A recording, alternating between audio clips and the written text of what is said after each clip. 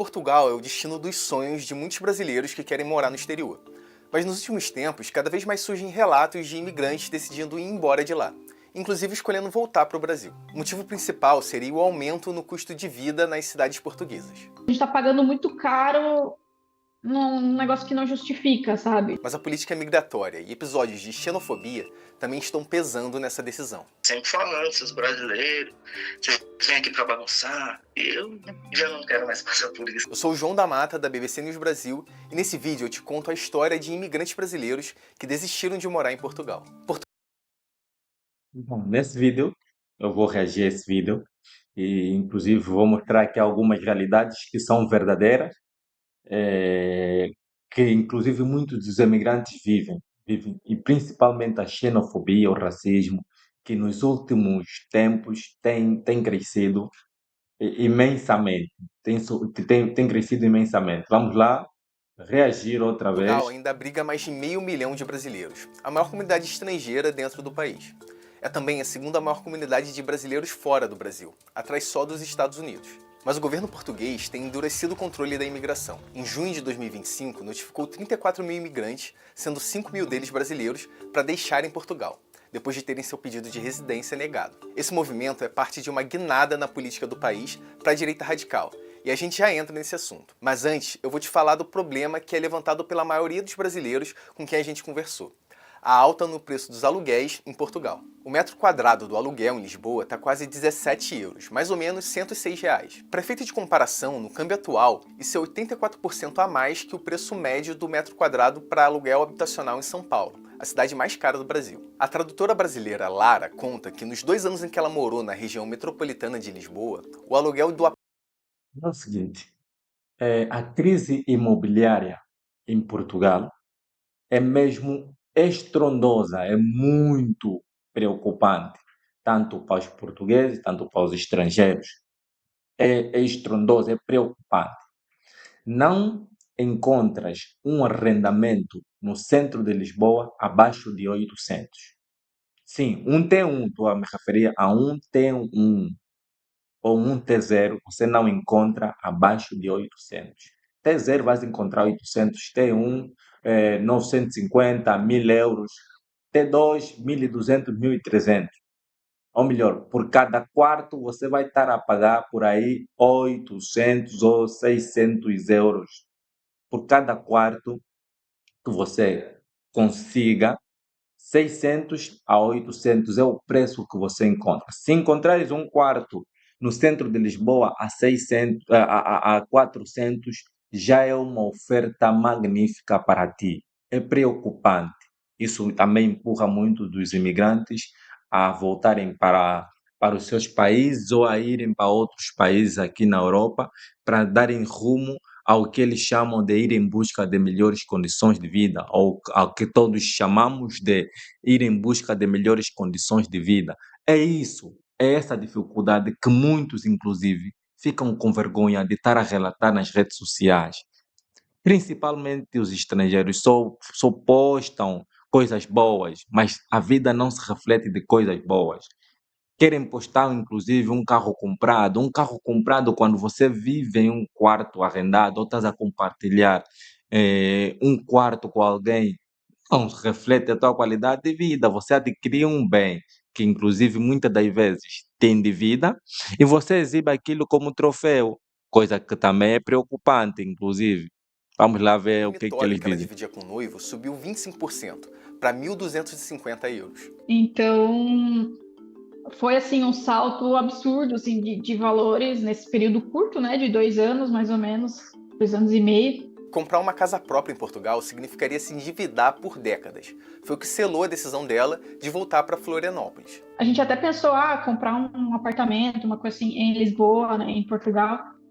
Porém, era sempre uma questão, a gente vai ter que abrir mão de alguma coisa que a gente quer muito. E era uma coisa assim que a gente achou que não estava valendo mais a pena, assim, o custo-benefício, sabe? Aquilo é o seguinte, só tens benefício em comprar uma casa em Portugal se por acaso pegares essa casa e arrendares. Então não há benefício de viveres aqui. Não há benefício. Por esse motivo é que você que está aí do outro lado Depois vai cair na seguinte circunstância: compras uma casa, mas tens que trabalhar arduamente para pagar aquela casa. Se viveres aqui, você tem que trabalhar muito para pagares aquela casa. E quem trabalha e ganha um salário mínimo estraga a sua vida. Você fica amarrado ou preso naquela mesma hipoteca da casa, porque você paga em crédito, então você fica preso naquele mesmo crédito, desculpa, pelo resto da tua vida. Coisa que também você que está aí do outro lado, que vai em busca de melhores condições de vida, não queres. Você quer liberdade. Quem quer liberdade não se põe nesse tipo de prejuízo. Quando é que sai, quando é que fica mais bonito ou é apropriado você que está aí do outro lado comprar uma casa? Compras a casa, por exemplo, se for um T3, arrenda cada quarto 500, 500, 500, são 1.500. Consegues pagar a hipoteca do banco, consegues pagar o crédito do banco e consegues meter dinheiro no teu bolso. Você, por acaso, se tiver um crédito de 40 anos, suponhamos, né, ou 45 anos, e em que estás a pagar por aí 600 ou 700, você consegue deixar aqueles quartos todos arrendados e, uma vez que tens um retorno financeiro de 1.500, você consegue pagar ao banco e também consegues meter dinheiro no teu bolso. Vivendo no Brasil, Angola, Cabo Verde, Moçambique, você consegue se virar porque você tem rendimentos provenientes de Portugal. Mas esse tipo de investimento é um investimento que carrega muitos desafios. Então, muitos dos estrangeiros preferem aguentar 5, 6 ou 7 anos em Portugal, conseguem imobiliários, depois deixam. Por quê? Porque não há políticas que fazem com que os estrangeiros permaneçam em Portugal depois de conseguirem os bens em Portugal. Você não consegue viver, não há políticas para você que está aí conseguir viver aqui. É sim, está a ser um país que te suga muito e muitas das vezes você veja no seio de trabalho. Você chega no seu de trabalho, vais encontrar colegas que já estão há 20, 30 anos. A única coisa que lhe prendeu durante esses 20, 30 anos no trabalho é a casa que ele está a pagar e ainda não conseguiu pagar. É uma pessoa que vive frustrada. Aqui é normal, é normal. É uma pessoa que vive frustrada. Aham. Vive frustrada mesmo do trabalho, não consegue evoluir porque o trabalho tem muito estresse, não consegue evoluir profissionalmente porque os colegas também são bufos, são tudo. Você não consegue ir à frente. Chega uma dada altura, você consegue enxergar essa frustração toda no meio dos teus colegas. É, você fica também frustrado. Você, principalmente quem é novato nas empresas corporativas grandes, em que os colegas estão aí há muitos anos, a dar muito pela casa, a dar muito pela casa, e não tiveram progressão na carreira, não tiveram evolução profissional, não tiveram evolução na vida. É um ambiente completamente tóxico. Tóxico, e você que está aí do outro lado precisa se atentar e saber desses promenores para que não caias na salada que muitos estão a viver. Portugal, e custo de vida, e estando longe de família, amigos, enfim. Os especialistas que a BBC News Brasil consultou dizem que o aumento nos preços tem a ver com um número recorde de turistas e de mais residentes estrangeiros com alto poder aquisitivo chegando a Portugal. Com o aumento da procura, especialmente da procura por gente disposta a gastar muito, os preços também sobem. Isso afeta tanto moradores portugueses quanto estrangeiros. Mas muitos imigrantes brasileiros trabalham em setores como serviços, construção civil e comércio, com salários baixos ou próximos ao mínimo. Então o aluguel acaba pesando proporcionalmente mais no orçamento. E aqui vale fazer uma ressalva. O aumento no custo de vida está longe de ser um problema exclusivo de Portugal. Aliás, na Europa em geral, os preços dos serviços, alimentos e habitação têm subido. E ainda mais a partir da guerra na Ucrânia, em 2022, que mexeu com a oferta de alimentos e de combustíveis. Mas Portugal tem desafios específicos, segundo o geógrafo Luís Felipe Gonçalves Mendes, professor da Universidade de Lisboa. Ele explica que o aumento do turismo em massa e dos preços dos aluguéis ali tem acontecido com mais rapidez e intensidade do que em muitos outros países europeus. Um estudo da Comissão Europeia aponta que os preços de moradia subiram mais de 200% em Portugal na última Isso ninguém conta. A subida dos preços no imobiliário não deve-se por causa da quantidade de imigrantes que vivem em quartos. Não deve-se por causa disso. Deve-se por causa das empresas da própria Europa que entraram em Portugal e compraram as casas todas. Logo, não há casa para você comprar, és obrigado a viver em um quarto. Em quarto de quem? Muitas das vezes, de casas dessas instituições ou dessas empresas que compraram as casas todas aqui em Portugal. Muitos dos estrangeiros que compraram a casa em Portugal, que subiram o preço dos arrendamentos drasticamente, nem moram em Portugal. Não moram em Portugal. Houve uma onda de empresas daqui mesmo da Europa que entraram em Portugal simplesmente para comprar casas e arrendar a preços absurdos que o próprio português não tem condições de comprar. Mas o português que não consegue enxergar isso ataca quem? Os mais vulneráveis são os imigrantes pobres. Porque os imigrantes ricos que estão a tornar a vida dos imigrantes pobres e dos próprios portugueses, inclusive, mais difícil, esses não são enxergados, são passados como invisíveis, eles passam como se fossem invisíveis, mas são esses que estão a dificultar a vida. E são esses que recebem vistos golden, são esses que não param na fila da AIMA para conseguir o título de residência. E nos vem a impressão que o imigrante pobre que vem em busca de melhores condições de vida, que vive inclusive em um quarto, que compartilha a casa para conseguir medir a despesa, muitas das vezes compartilha mesmo com o próprio português, nos passa a impressão que é por causa desses que vieram muitos, que os preços do imobiliário vai subindo, mas não. Porque mesmo se esses não tivessem em território nacional, você poderia comprar casa onde? Você não tem todos esses imigrantes pobres se saíssem de Portugal. A vida dos portugueses poderia se tornar um verdadeiro inferno, porque não terias condições suficientes para trabalhar, porque seria muito trabalho para poucas pessoas, porque se você fazer a contabilidade mesmo no teu trabalho, já há um número de estrangeiros significante que acodem a tremenda ao tremendo volume de trabalho que vocês têm. Imagina se esses todos saíssem, como é que poderia ser a tua vida? Também não poderiam te subir o ordenado. Poderia estar a trabalhar feito um louco. Se quisesses, podes ir embora. O outro poderia te substituir. É desse jeito que funciona o trabalho? Uma década, contra uma média de 50% na União Europeia. E tudo isso sem que os salários médios subissem no mesmo ritmo. Além disso, segundo estudos publicados na imprensa portuguesa, muitas das novas moradias construídas em cidades como Lisboa estão sendo abocanhadas por investidores internacionais e ficam caras demais para os moradores locais.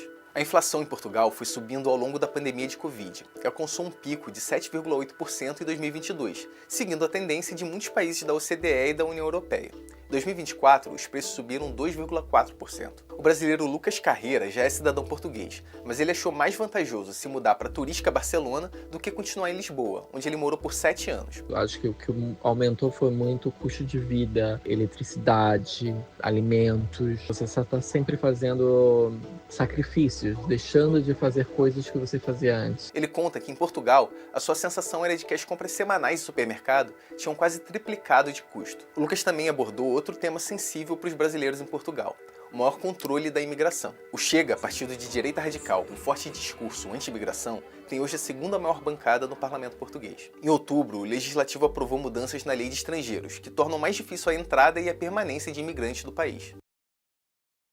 E por outra, né? Também vai os ataques mas os ataques que muitas das vezes não são relatados, os próprios brasileiros, inclusive, são a maioria que sofrem esse tipo de preconceito, esse tipo de ataque. Eu, inclusive, já presenciei muitos dos casos iguais ou semelhantes em que brasileiros, só por abrirem a boca, já são tratados com uma certa indiferença. É, isso é realidade. Nós não podemos nos calar perante as injustiças, nós não podemos. Isso é algo que não faz parte do nosso perfil como ser humano. Os moradores de países de língua portuguesa não vão mais poder entrar como turistas e depois pedir residência em Portugal. E vistos de trabalho serão restritos a, entre aspas, profissionais com altas qualificações. Também chama atenção o aumento nos casos de crimes de ódio, em que as principais vítimas são imigrantes. Um relatório recente da Comissão Europeia contra Racismo e Intolerância aponta que quase 30% da população de origem imigrante em Portugal diz ter sofrido algum tipo de discriminação. Com certeza, a questão político-partidária influenciou o discurso de hoje dentro do país. Sempre falando, seus brasileiros, vocês vêm aqui para bagunçar, vêm tirar nossos empregos, não sei o que, é sempre a mesma história. Isso ninguém quer ouvir, mas é a verdade. O discurso de ódio e de xenofobia, partilhado e pactuado por muitos partidos em Portugal, por muitas pessoas politicamente expostos em Portugal, tem muito a ver com o que os cidadãos estrangeiros têm vivido nos últimos anos ou nos últimos tempos. A Constituição portuguesa defende os interesses de todos que residem em território português e caso alguém venha desrespeitar essas mesmas leis, que deve ser devidamente responsabilizado. Mas não é isso que temos notado. Dá-nos a impressão que quanto mais alto é a pessoa na política, pode fazer e desfazer perante quem ele bem entender. Ainda esse ar de impunidade, principalmente em não saber medir as palavras quando estamos diante de uma câmera ou diante de uma televisão. E em Portugal, inclusive, isso está a ser normalizado. Temos políticos que ofendem, inclusive, falam conforme bem entender, e atos que era visto como crime, hoje está a ser visto como normal. Deixem que ele fala. Voltem para a sua terra. Isso não é Bangladesh. Atos que desrespeitam a própria Constituição portuguesa. E vamos também ter casos de pessoas que vão surgir a dizer a Constituição portuguesa é uma merda, nós também só estamos a passar por isso por causa dessa Constituição portuguesa que favorece até os estrangeiros. Esse tipo de discurso poderia ser penalizado e principalmente as pessoas politicamente expostas que cometem esse tipo de ato poderiam servir como exemplo. Pegam essas pessoas, mostram a elas que cometeram esses atos e mostram para as outras pessoas que caso cometerem os mesmos atos, temos aí a lei que está a favor da mesma reciprocidade que os outros não, ou melhor, a lei está a favor dos cidadãos de bem. Então, se não és cidadão de bem, tens que saber que tarde ou cedo a lei se faça cumprir e serás punido, mas não é esse tipo de virtude que inclusive temos presenciado em solo português. Eu vivo muito melhor no Brasil. Esse que você ouviu é o Renato, o brasileiro que pediu pra gente não usar o nome verdadeiro dele, porque a sua ex-mulher e os filhos continuam em Lisboa, tentando a cidadania portuguesa. O Renato é professor de educação física e morou 6 anos em Portugal. Nesse período, ele teve diferentes tipos de emprego, mas sem sentir que estava melhorando de vida. Ele também conta que sofreu agressões verbais e até físicas por ser brasileiro, e associa isso à ascensão da direita radical na política. Quando apareceu esse partido aí de extrema-direita, Chega, e começou esse discurso de ódio, nossa, impregnou a população em geral. Muito, muito pior. Apesar de o resto da família continuar em Portugal, pelo menos apareceu pessoas que são cultos e são cultos, curtos e vão direito ao objetivo. Falam diretamente. Infelizmente, quando você fala a verdade, você é prejudicado. E a pessoa que deu essa entrevista, inclusive, tá aí, é um dos exemplos que tem receio, tem medo que os familiares que ele deixou aqui em Lisboa, em Portugal, sejam punidos ou sejam punidos ou tratados com indiferença por causa do comentário que ele fez. Ele disse a verdade, mas tem medo que a verdade saia caro perante ao mundo que Portugal hoje está a oferecer. E não é essa Portugalidade que nós queremos espalhar perante o mundo. Atenção, eh, o povo brasileiro, o povo angolano, denominam-se como um povo irmão perante ao povo português. O povo moçambicano, o povo cabo-verdiano, denominam-se como um povo irmão perante ao povo português. Se em casa do teu irmão você é tratado desse jeito, imagina na casa dos teus amigos, que são, por exemplo, nos vizinhos, né?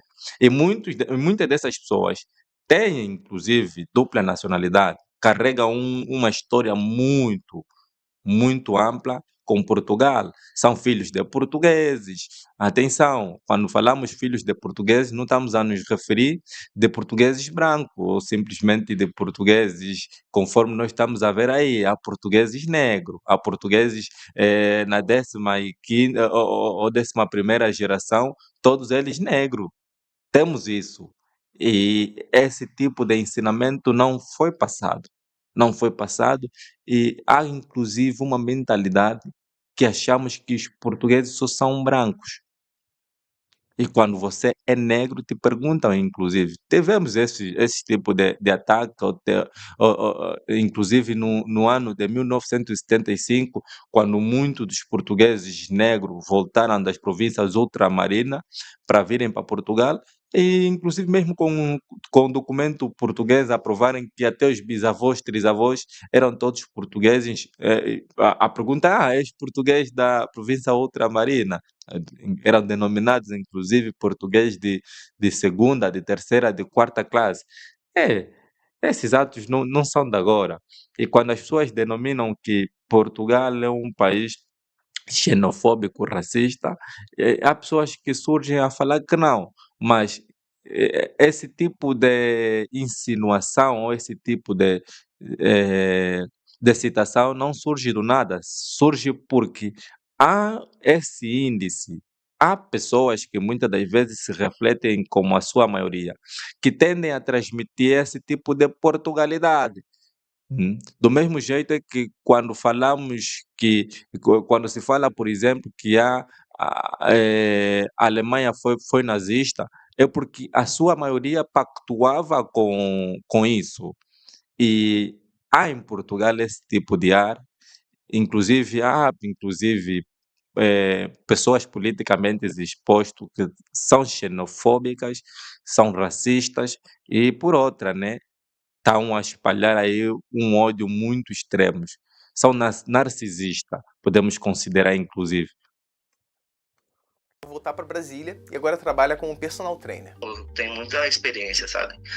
Então eu pude escolher o local que eu iria trabalhar e eu já cheguei aqui empregado, graças a Deus. Bom, não existem dados concretos de quantos imigrantes brasileiros foram embora de Portugal, mas quem mora lá diz que esse movimento é perceptível, tanto pela alta no custo de vida, quanto pela dificuldade em se tirar o visto permanente. Eu vejo assim, bastante gente insatisfeita também, não tanto questão de qualidade de vida, porque isso é mais subjetivo, né? Vai depender também da vida que você tinha no seu país, seja no Brasil, seja em outros países.